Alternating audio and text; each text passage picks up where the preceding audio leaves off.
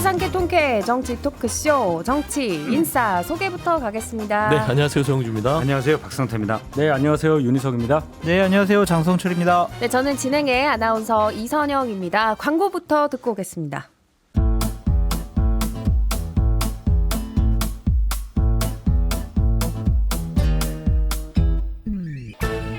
유쾌한 정치 토크쇼 정치인싸. 네, 여러분은 정치인싸와 함께하고 계십니다. 자, 오늘의 첫 이야기는 책 얘기인데요. 출간 전부터 굉장히 뜨겁습니다. 한동훈 전 국민의힘 대표의 국민이 먼저입니다. 네. 네. 좀 보셨어요? 윤 대변인님? 저는 목차 정도만 근데 목차 보면 느낌 딱 오잖아요. 느낌이 옵니다. 초대박. 아니, 일단 그 목차 구성이 되게 촘촘해서 제가 이제 어떻게 표현을 했냐면 그 OTT 드라마 여러 개 한 20편 있으면 몰아서 보잖아요. 중간에 못 끊고 그런 느낌. 예. 한번 착 열면 쭉 갈 수밖에 없는 구성으로 돼 있어요. 거의 뭐 오징어 게임 보듯이 그냥 쭉 봐야 되는. 예. 저는 무빙을 굉장히 감명 깊게 봤는데 그 저도요. 수준입니다. 예. 출판사에서 나오신 것 같아요. 아, 이게 목차가 그렇고 그리고 내용 이제 스쳐 이렇게 본 정도인데 기억은 잘 안 나고 그냥 놀라서 이게 뭔가 그래가지고 목차에 김건희 여사가 있다는 얘기가 있던데요. 그래요? 그렇게 기억은 안 나고 그러니까 개엄 밤 그날 처음에 이제 그렇게 시작을 하고 그러니까 결론은 그거예요. 당사자 격이잖아요. 한동훈 전 대표가. 그래서 한동훈 전 대표가 당사자의 입장에서 이런 일이 있었고 그때는 이렇게 상황이 됐었고 이러한 아주 굉장히 그 1인칭 시점으로 본 아주 자세한 사실관계에 대한 확정 그리고 어떤 결정을 했을 때의 이유 이런 것들이 다 있는데 보도 안 된 것들이 많이 있겠죠. 그날 밤 무슨 스포일러가 일이 좀 많이 있었는가. 나오던데. 네, 그러니까 그게 유주가 되겠네요. 스포일러가 좀 많이 나오던데 그날 밤에 무슨 이야기가 있었던가 소장님 말씀처럼 그런 이유가 좀 반 이상 실릴 것이다. 예.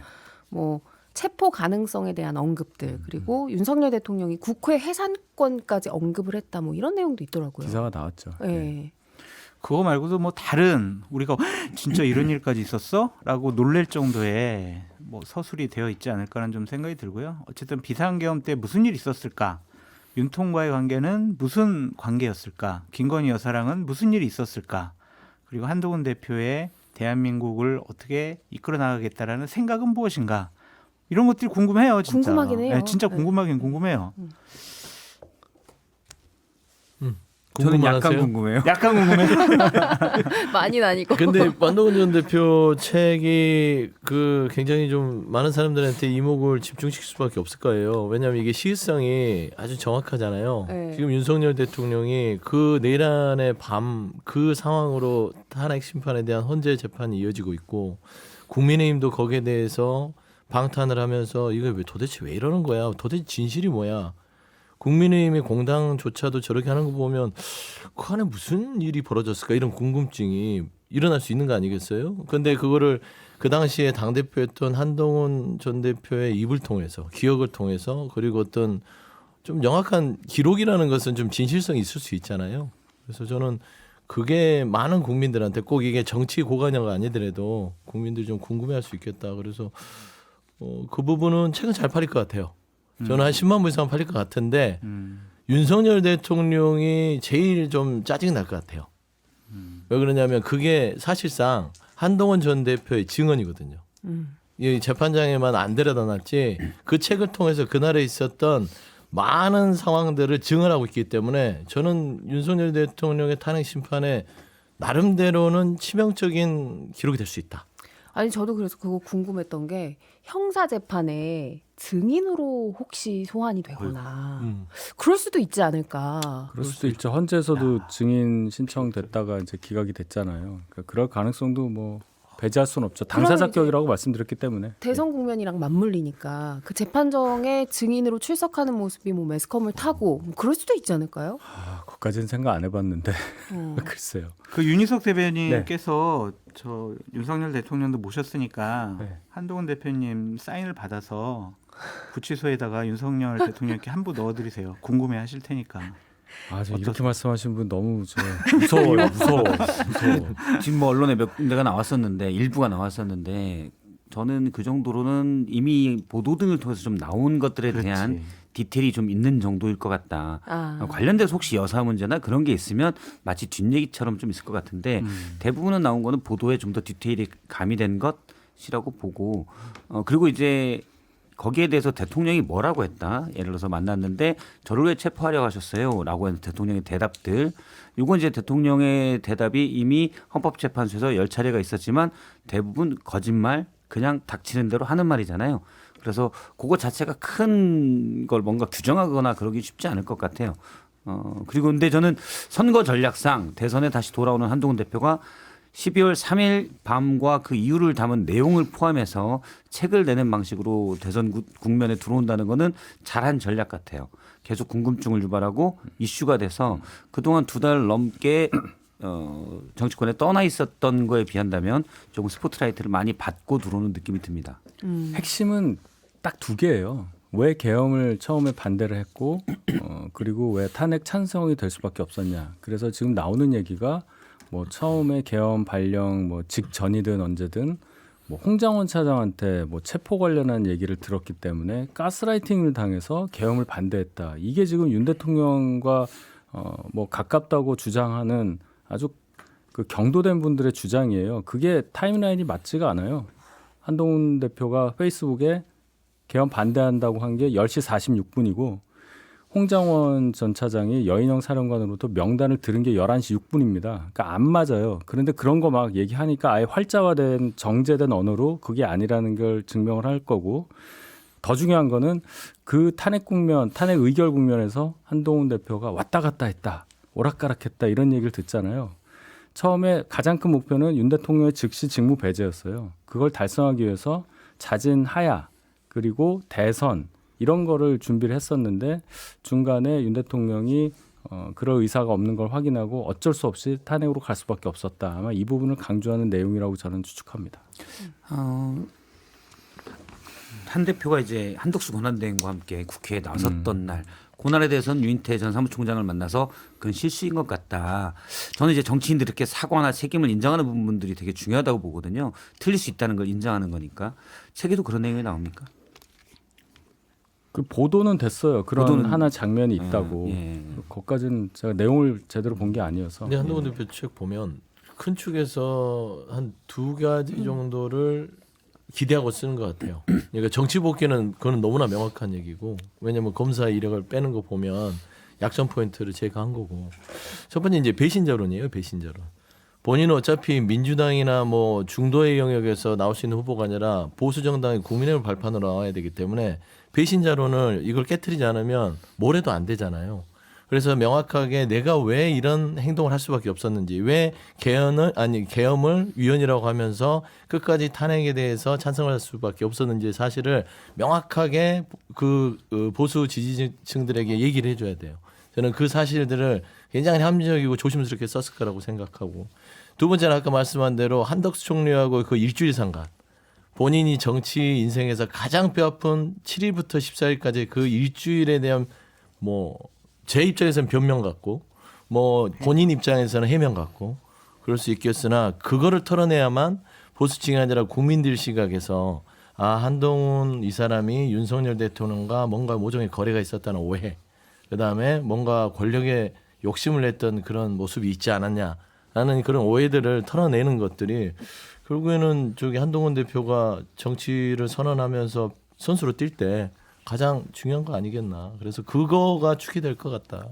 아, 지금 방금 검사 이력 이야기를 해서 네, 그거 뺀 거 의도적인 거래요?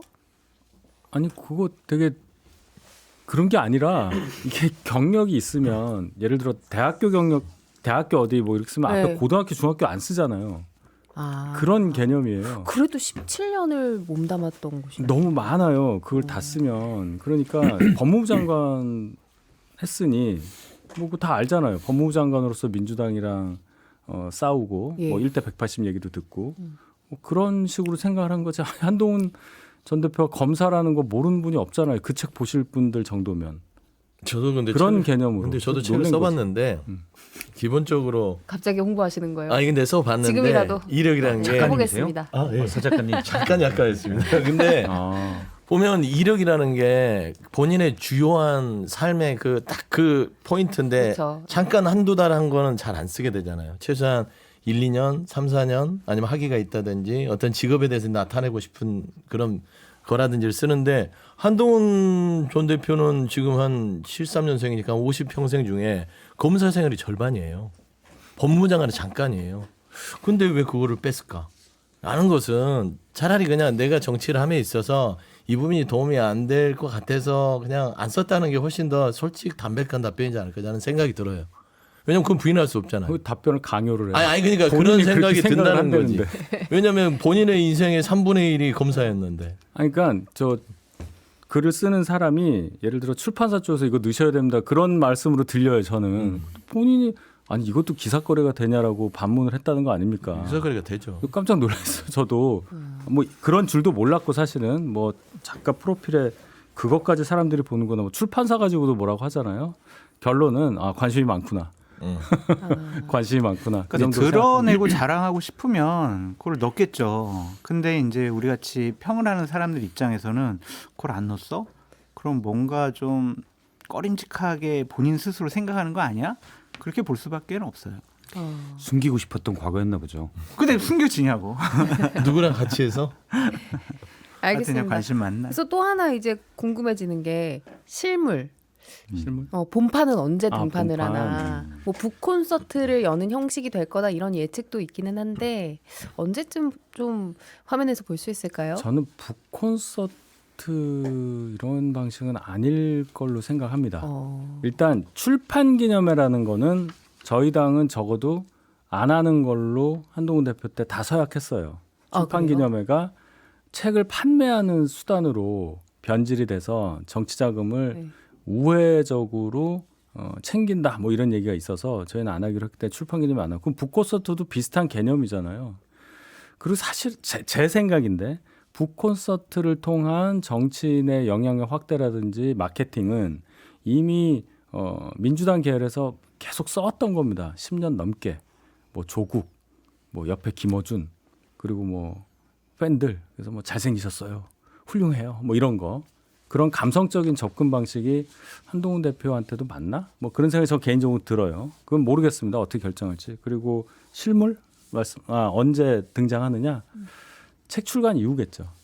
그럼 3월 초쯤으로 좀 예상을 해도 될까요? 일단 책이 실물이 나오는 게 예약 판매해서 나오는 게 26일로 지금 네, 알고 네. 있잖아요. 그럼 26일 뭐 27일 정도 되지 않을까?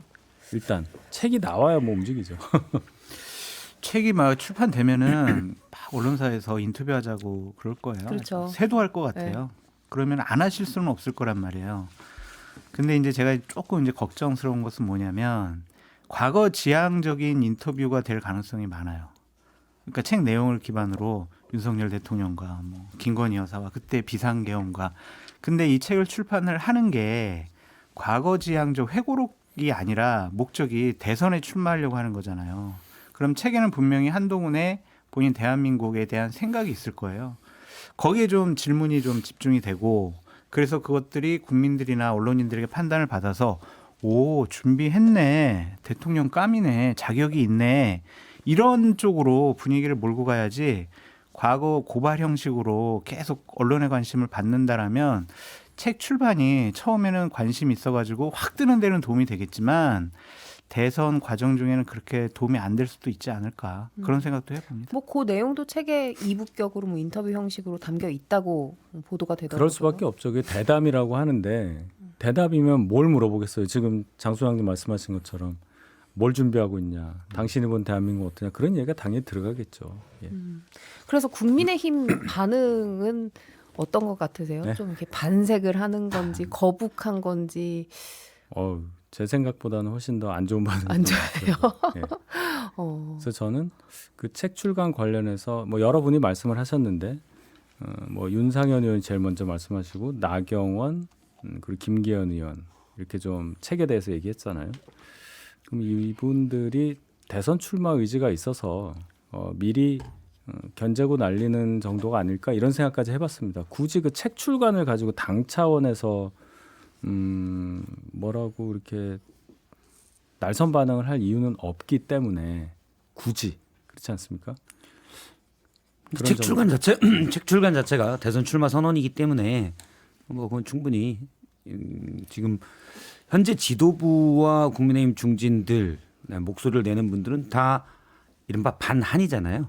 그래서 그것들을 한동훈 대표가 어떻게 뚫고 나가느냐. 그러니까 지난 전당대회 때는 당시 지도부도 친윤이고 반윤의 입장에서 한동훈 대표가 있었고 보수층의 민심 또 실제 당원들의 당심을 얻어서 이 한동훈 대표에게 비판적 부정적인 원내 분위기를 깨고 나갔는데 이미 이제 윤석열 대통령이 계엄이라는 정말 끔찍한 일로 막을 내리게 됐고 그리고 거기에 대한 같은 검사 출신인 한동훈 대표였기 때문에 이것들을 이제 당원들의 당심 그리고 이제 보수층의 민심이 그때 지난 전당대회만큼 이걸 깨치고 나갈 힘을 줄 것이냐 이게 이제 관전 포인트인 것 같아요. 그때보다는 많이 줄어들었겠지만 그래도 어느 정도 힘을 주느냐 이 부분을 좀 봐야 될 것 같습니다. 이거와 관련해서 곤란해할 분들이 오세훈 시장, 홍준표 시장일 것 같아요. 이 두 분도 그 책을 출판한다고 하거든요. 그래요. 근데 와 이렇게 한동훈 책은 관심도 있고 대략 예를 들면 네. 10만 부 이상 팔렸어. 네. 근데 이제 오세훈 시장이나 홍준표 시장 책은 그렇게 관심도 없고 팔리는 것도 그보다 상당히 적어요. 그럼 초반 기세 싸움에서 상당히 좀 밀린다라고 생각할 수밖에 없겠죠. 양측에서 사재기를 하겠네요. 한동훈 전 대표가 이 책을 쓰므로서 가장 불편할 사람의 순위를 보면 1순위가 윤석열, 김건희, 그다음에 권선동.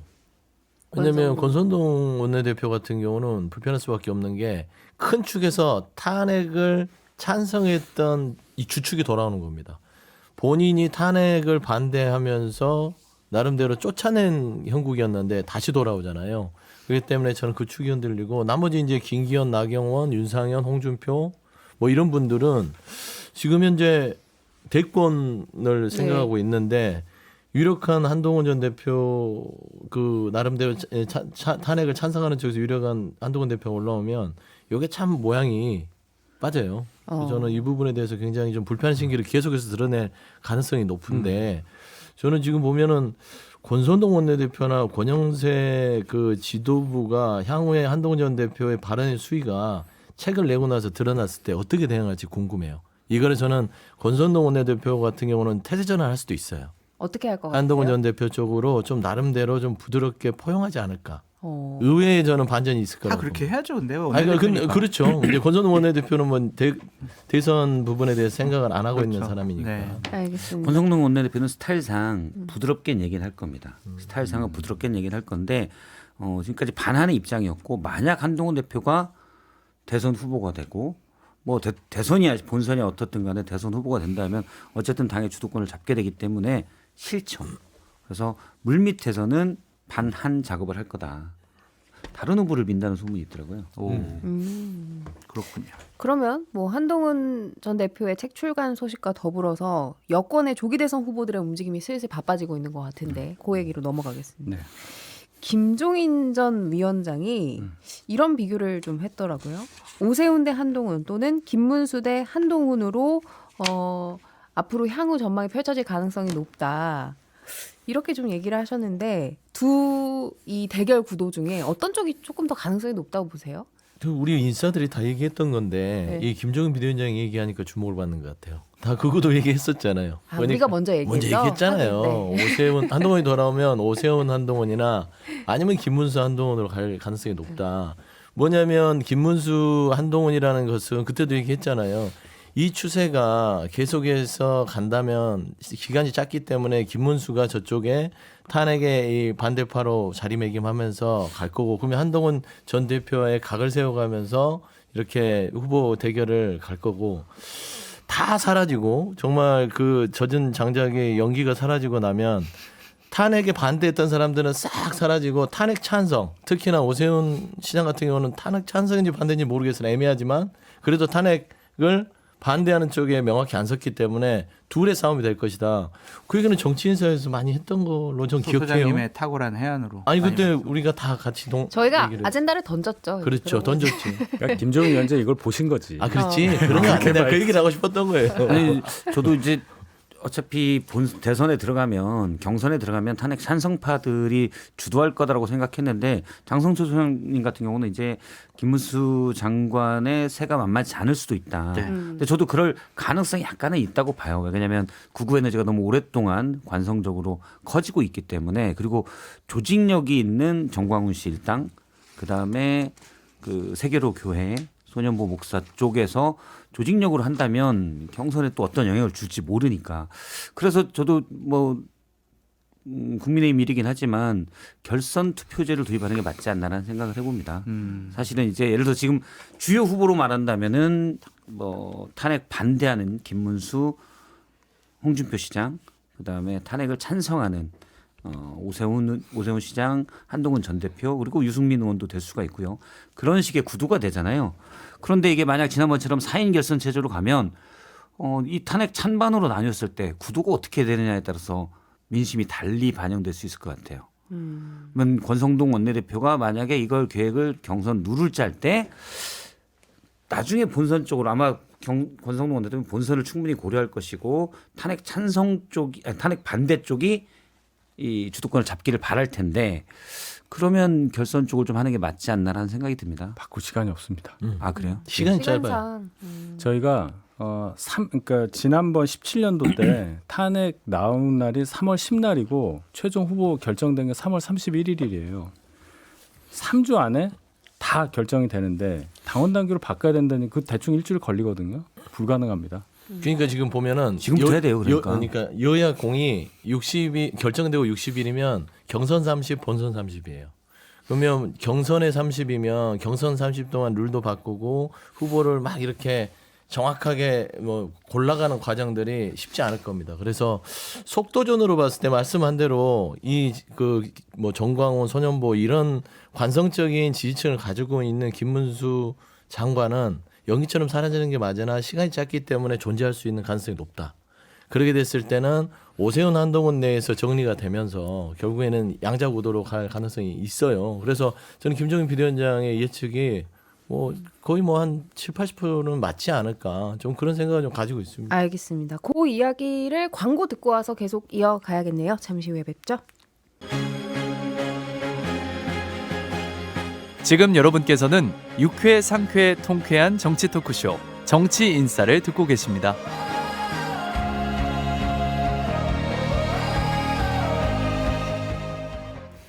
네, 여러분은 정치인싸와 함께하고 계십니다.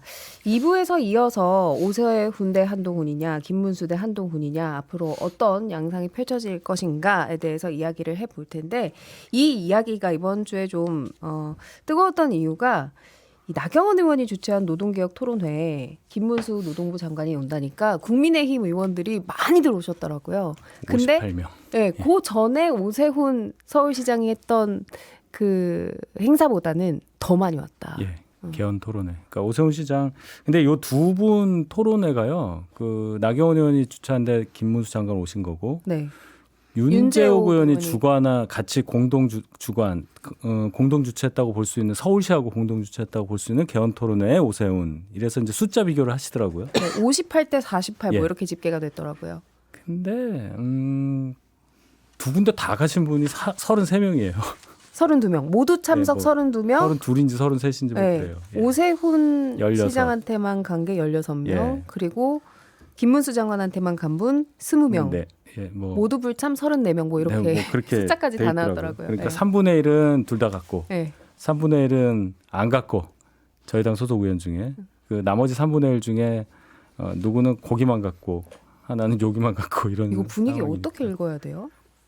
그는 원내 분위기인 거죠. 네, 원내 예, 원내 분위기인 거고 또 원내에서도 사실은 양쪽 다 가는 게 낫다고 생각하시는 분들이 합리적이겠죠. 그런 판단이 지금 벌써부터 나는 누구야라고 손 들고 나올 필요는 없으니 그래서 저는 이 숫자는 크게 의미가 없다고 생각합니다. 그래도 이 58명이라는 숫자에 김문수 장관 측은 좀 의미를 두는 것 같은 충분히 느낌이에요. 그럴 수 있죠. 마케팅하기 딱 좋은 거죠. 숫자는 무조건 마케팅용입니다. 좋은 숫자는. 그래서 김문수 장관도 개인적으로 상당히 많이 움직이는 것 같고 제가 들어보니 많은 활동을 개인적으로는 하시는 것 같아요. 아직 그 조직적으로 어떤 뭐 소위 말하는 캠프가 구성이 돼서 움직이는 모습까지는 없는데 설 연휴 때도 그렇고 이 맨투맨으로 많이 하시는 느낌을 받습니다. 근데 확장성 측면에서는 김문수 장관이 약간 불리하다 이런 분석도 있던데 어떻게 보세요? 김문수 장관은 확장성에 대해서 본인이 비판받는 걸 잘 모르겠다는 식으로 말씀하셨어요. 그래서 본인의 젊은 시절 얘기를 했죠. 노동자로서 7년 이상 일을 했고 노동운동을 했었고 어려운 상황을 몸소 체험했다는 것을 많이 말씀하셨는데 그게 또 어떻게 보면 중도 확장의 하나의 큰 활용점이 될 수도 있는데 문제는 그게 너무 옛날 얘기여서 또 과거에 하셨던 일이고 그 이후에 한나라당의 그때는 신한국당이었을 거예요. 그때 입당을 해서 정치를 하실 때는 우파적 입장에서 정치를 하셨단 말이에요. 그게 어떻게 연결이 되느냐 그 문제를 풀으셔야죠. 예. 권력 의지는 세진 것 같습니다. 어딘가 메시지가 나 대통령에 출마하고 싶어 할 거야 그렇게 좀 보여져요. 본인이 약자를 위한 삶을 살았다.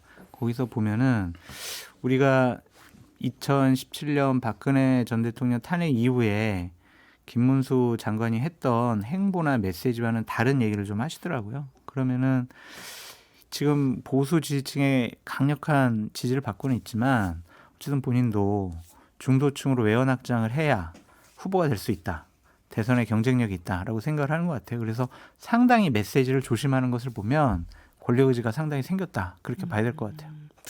그런데 저는 여기서 이제 나경원 의원이 이 토론회를 주최했다고 하는데 나경원 의원은 출마 계획이 뭐 있다는 얘기도 있고 없다는 얘기도 있고 어떻게 되는 거예요?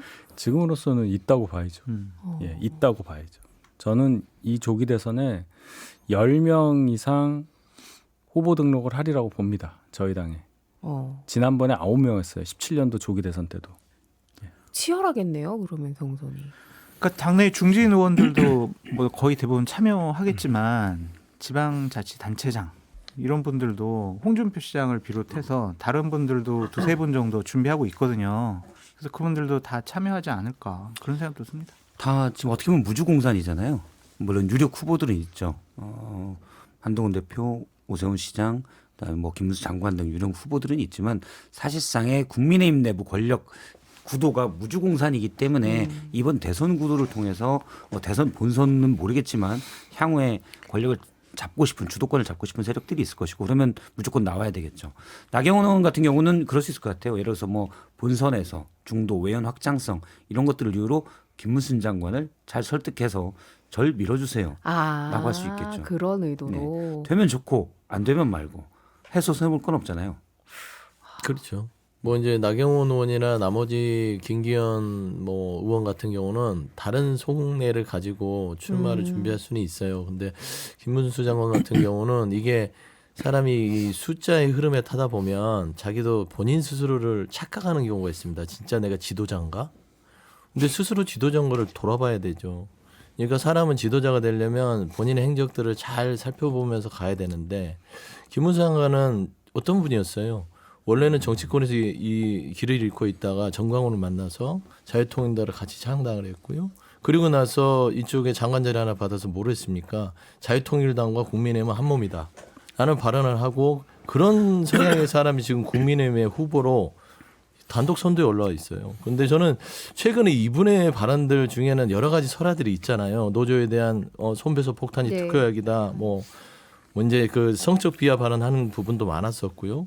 그다음에 최근에 보면은 김문수 장관이 탄핵에 관련해서 탄핵을 기각하는 것이 국익에 도움이 된다. 그러니까 국민의 삶에.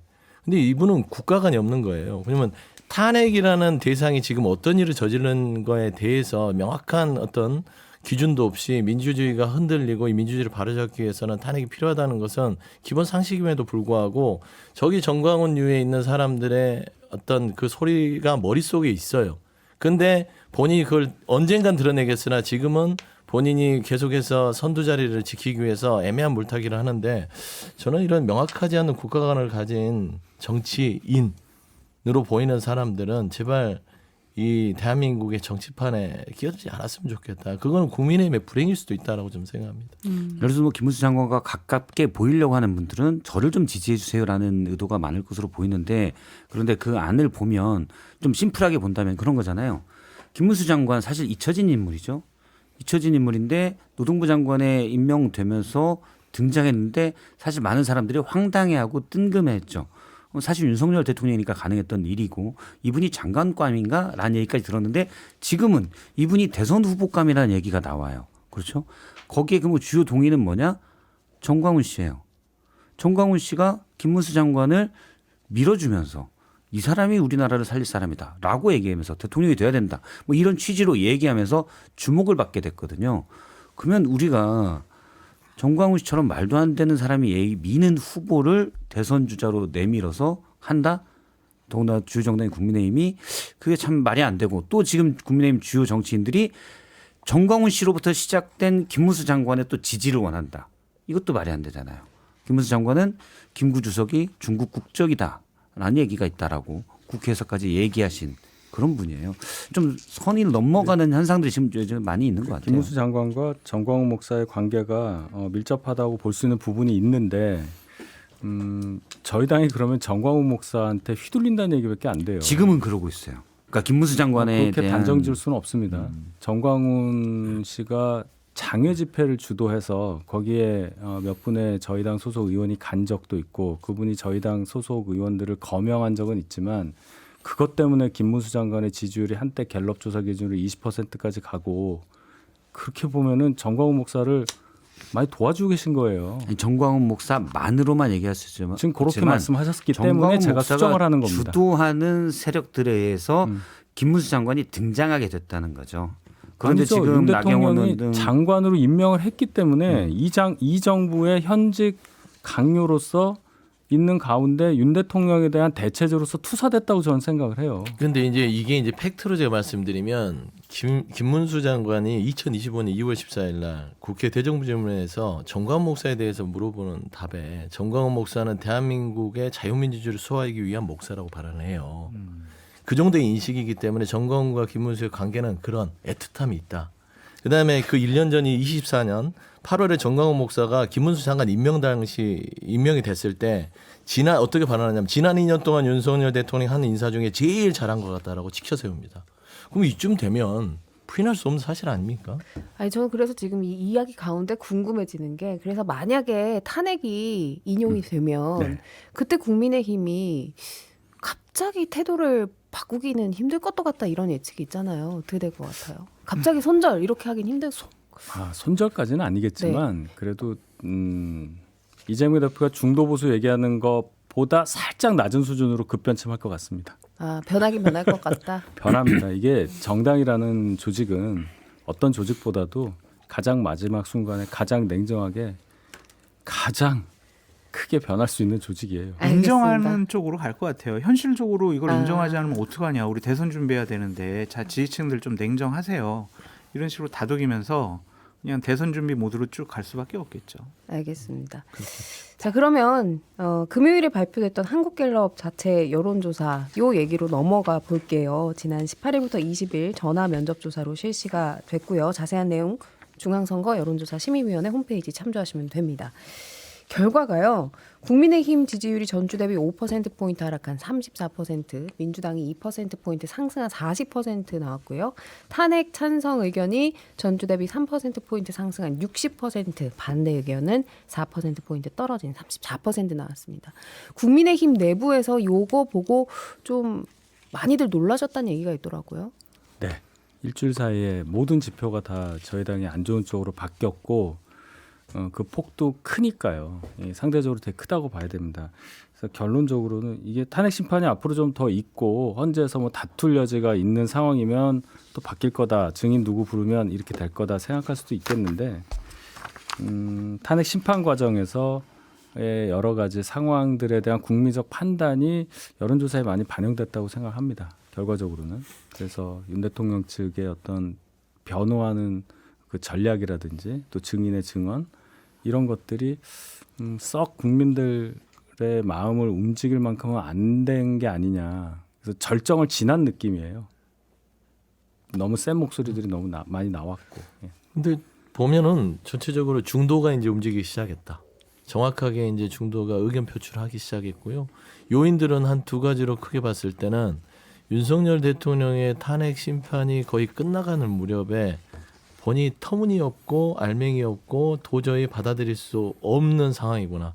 어느 정도 일말의 기대는 있었던 것 같아요. 그들의 주장대로 설마 대통령이라는 사람이 없는 소리를 하겠어? 뭐가 나오겠지 하는데 십차변론까지 가는 와중에서 뭐 하나 제대로 상식적이고 논리적인 어떤 반박이 없었다는 측면에서 중도도 어느 정도 포기를 하면서 어떤 나라를 이제 새롭게 바꿔야겠다는 의지들을 얘기를 하는 것 같고, 두 번째는 민주당의 조금 변화에 대한 신뢰도가 생긴 부분이 있지 않냐. 변화요? 그 기간 동안에 민주당이 이제 김경선 지사가 통합 포용의 신호탄을 쏘고 이재명 대표 그걸 받아들이면서 정책적인 변화가 아니더라도 당내에서의 화합과 소통하는 어떤 행보들 이런 것들을 조금 중도층에서는 민주당이 좀 뭔가 변화하고 움직이려고 하는구나라는 것들이 긍정적으로 좀 작용하면서 아마 국민의힘과 민주당의 낙폭에 10%포인트 정도의 변동폭을 보이지 않았냐 하는 건데 저는 이제 시작인 것 같아요.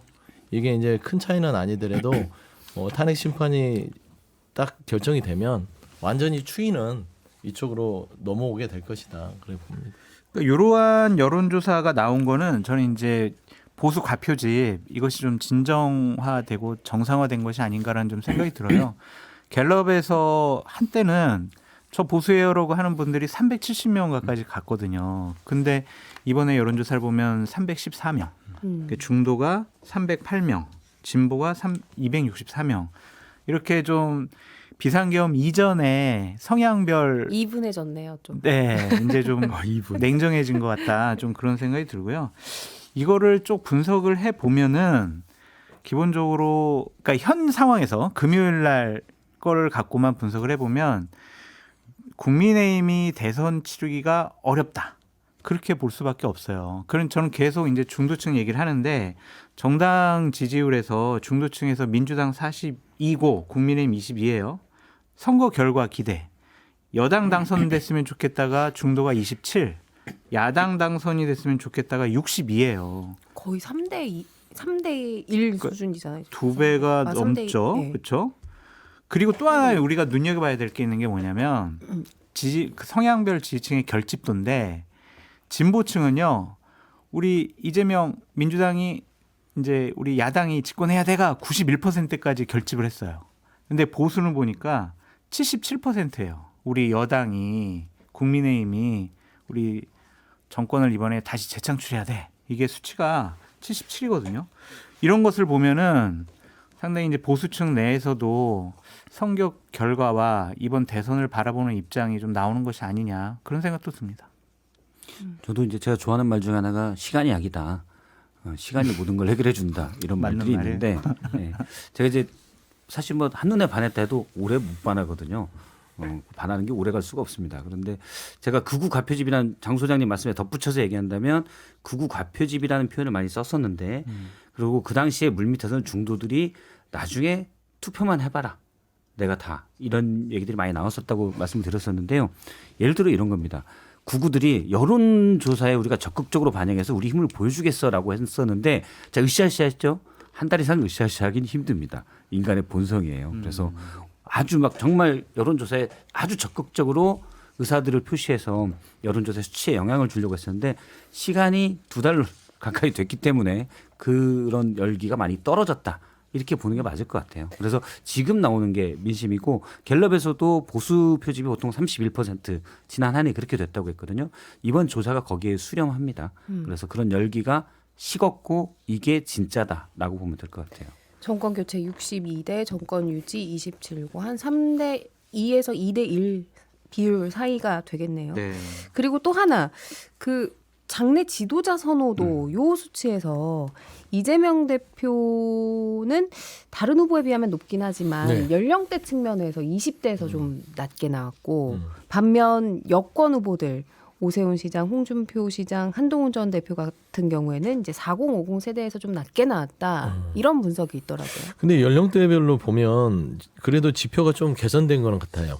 그러니까 60, 70대 부분들도 나름대로 지난 그 뭐 장소의 말씀대로 보수의 가표집이 됐을 때는 상당히 그 장내 정치 지도자 희망도에서는 좀 떨어졌는데 좀 그게 복구가 됐고요. 60, 70대. 그다음에 이 20대 쪽은 요건 숙제예요. 제가 봐서는. 이게 이재명 대표에게도 숙제겠으나 민주당 내에서도 숙제입니다. 이 부분에 대해서 그들에게 어떤 신뢰와 호감을 가질 수 있는 정당 정책이라든지 정당의 모습들을 보여주지 못한 거는 과제이기 때문에 이건 장기적으로 풀어나가야 될 문제고, 그럼에도 불구하고 제가 좀 주의 깊게 봤던 거는 3, 4, 50대 부분에서 김문수 후보에 대한 지지, 그다음에 지역에서도 호남에서 지난번 이상한 여론조사들에서는 김문수 후보가 굉장히 높게 나온 게 있었어요. 수치가. 근데 확 빠졌습니다.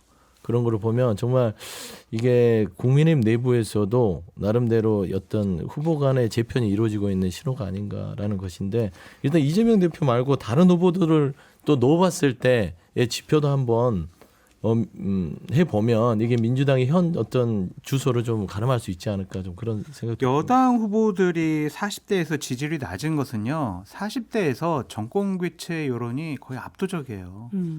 69%가 정권 교체돼야 된다고 얘기하고 있어요.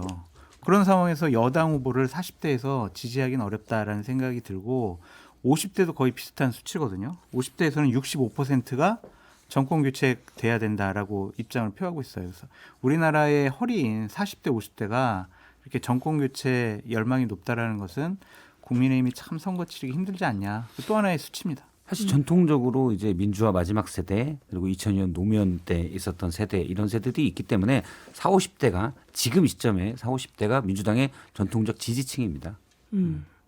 알겠습니다. 자, 이런 가운데 이재명 대표가 이번 한 주 좀 뜨거운 어젠다를 던졌어요. 민주당은 중도 보수다 이렇게 선언을 했거든요. 여기에 대한 평가가 여러 가지가 있더라고요. 뭐 여러 가지인데 대충 비판 아닙니까? 근데 뭐 또 한편으로는 이제 사법 리스크에 집중됐던 이재명 대표에 대한 평가를 이제 과거가 아닌 앞을 이야기하는 그런 국면으로 전환했다, 뭐 이런 긍정적인 평가도 있더라고요. 그러면 이제 그 얘기는 이재명 대표의 사법 리스크가 해소가 된 다음에 그 다음에 나오는 일성으로 했으면 그 말씀이 맞다고 저는 보는데, 아직도 그거는 해결된 게 아니고, 또 말씀을 하실 때 중도 보수를 지향한다 정도 얘기했으면 제가 모르겠는데, 우리 이제 진보가 아니고 원래 중도 보수였다라고까지 말씀을 하셨기 때문에 그 발언을 믿기가 상당히 어렵죠.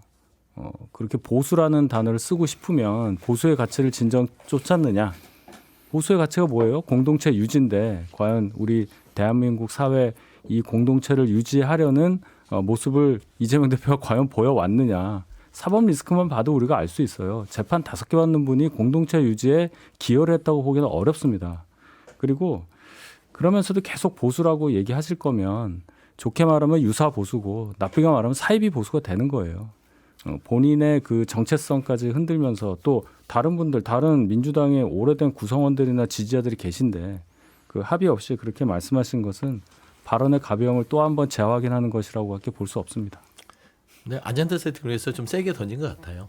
우린 중도 보수다 딱 던져야 사람들이 뭐야, 우린 민주당 진보가 아니라고. 그래서 이제 어떤 그런 집중도를 높이기 위해서 어떤 전략적인 발언을 한 것 같은데, 조금 뭐 좀 그런 오해 소지들이 있죠. 어떻게 민주당이 진보를 부정하고 중도 보수라고 규정지을 수 있느냐.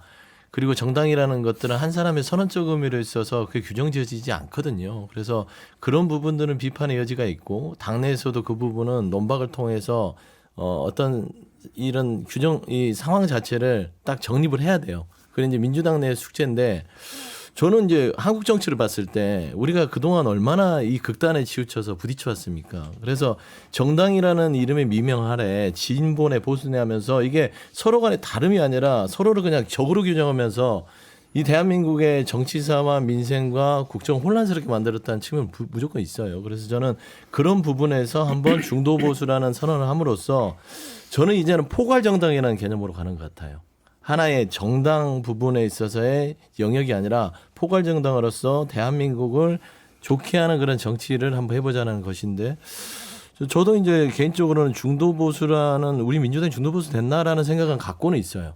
3번의 집권을 했었던 당이고 여러 가지 상황들을 받아들였기 때문에 보수화 돼가고 있다라는 걸 알지만 이렇게 우리는 진보가 아니라 중도 보수다라는 개념에서는 저도 조금 그 이질감을 느끼긴 합니다. 그래서 이거는 좀 이재명 대표께서 향후에 차차 이 발언한 배경들을 설명하면서 풀어야 될 부분이다.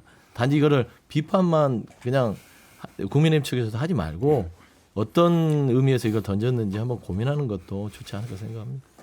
저는 뭐 선거 전략상은 괜찮다고 봐요. 여러 가지 우클릭 논쟁을 나는 중도 보수예요. 라고 우리는 말로 퉁 쳐버렸고 앵커가 지적하신 대로 사법 리스크라는 이슈를 물론 결심에 대한 선고가 나온 2심에 대한 선고가 나온 다음엔 좀 다르겠지만 그동안이라도 사법 리스크에 대한 이슈를 전환시키는 효과도 있고 그리고 저는 민주당이 중도 보수라고 생각해요. 오랫동안 그렇게 얘기했고 사실은 뭐 진보 보수로 이분법적인 구분도 별로 좋아하지 않는데 근데 문제는 이제 중도 보수란 과연 그건 무엇인가. 그래서 제가 한번 토론 자리에서도 물어봤었는데 명확하게 설명을 못 들은 것 같고 예를 들어서 중도 보수라는 거는 중도라는 거는 이쪽 저쪽 진영에 갇히지 않고 양쪽을 그러니까 나는 뭐 민주나 또는 나는 좌파나 우파 갇히지 않는다라는 개념이라고 저는 이해를 하는데 그러면 이재명 대표가 지금까지 그런 모습을 보여왔냐?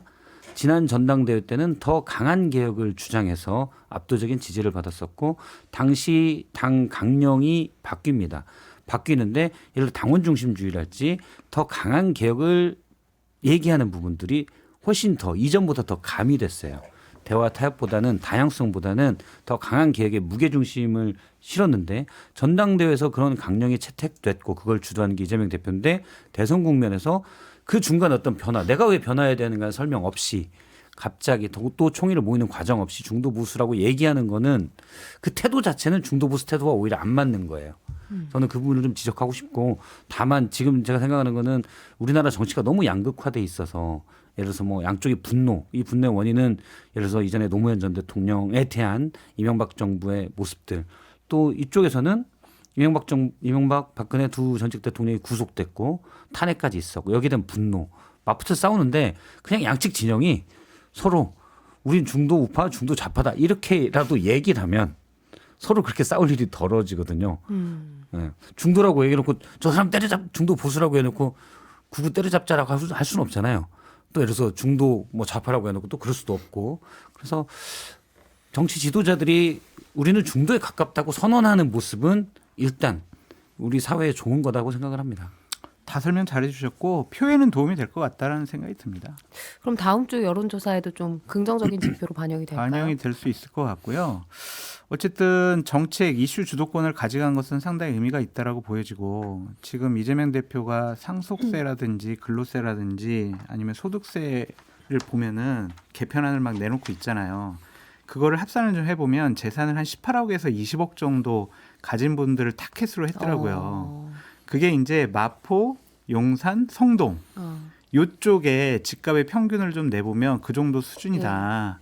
그래서 강남 3구는 우리가 어쩔 수 없지만 지난번 서울에서 우리가 30만 표 이상 졌는데 마포, 용산, 성동 이 분들의 마음을 살 수가 있으면 우리가 서울에서도 이번엔 이길 수 있다. 그렇게 생각해서 그분들 타켓으로 세부적으로 구체적으로 지금 막 정책을 던지고 있거든요. 이거는 분명히 효과가 있다. 그렇게 볼 굉장히 수밖에 전략적인 없어요. 거네요. 그런 분석이라면 마용성을 타겟으로 한 중도 보수 네. 언이다. 그러니까 그런 것들이 민주연구원에서 계속 여론조사를 세부적으로 분석을 하면서 타겟형으로 지금 계속 정책을 낼 거라고 하더라고요. 그래서 그런 것들은 어느 정도 그냥 우리 중도 보수야 그것만 외치면은 비판받을 점이 많지만 이렇게 정책적으로 접근을 하게 되면은 실질적으로 표를 흔들 수 있고 움직일 수 있고 가져올 수가 있겠죠. 알겠습니다. 이재명 대표 얘기까지 해봤고요. 저희는 광고 듣고 다시 오겠습니다.